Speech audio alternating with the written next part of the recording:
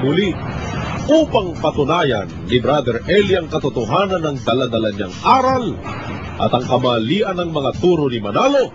Inilabas niya sa The Sunday Times ang kanyang hamon na one-on-one debate laban kay Eranio Manalo.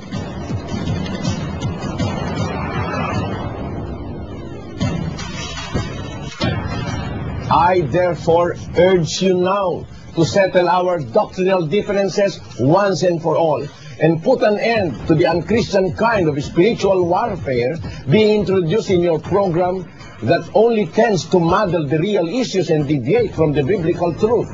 In this regard, I, Eliseo F. Soriano, presiding minister of the members of the Church of God International, am inviting you to a one-on-one discussion or debate which will finally settle our doctrinal differences with the Bible as our sole basis. The most logical venue, viewership-wise and security-wise, is our respective television studios to be simultaneously covered live worldwide via satellite. I will be waiting for your response for us to discuss the mechanics, hoping that you will live up to the INC's earlier tradition of courage in defending its faith, no matter how hopeless. Very truly yours. Sumagot naman ang mga ministro ni Manalo, subalit ayon sa kanila.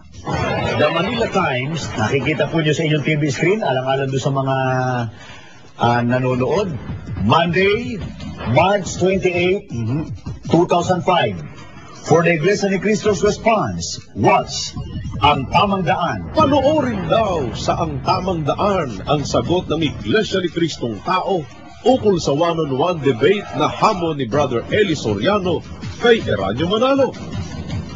Ang tanong, ano ang naging sagot ni Eranio Manalo? Kaya nga, sabi ng ating tagapamahalang pangkalahatan, ang sinasabi sa iyo, Mr. Soriano, Sandali may hamon si Soriano, ang gusto niyang makalaban ang kapatid ni Eranio Manalo.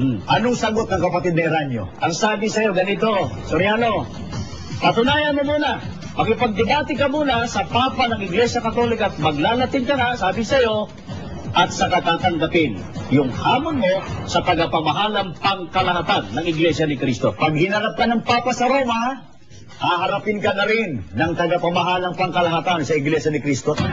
Ito ay maliwanag na tanda ng karuwagan. Ito ay sagot ng isang hindi lalaban.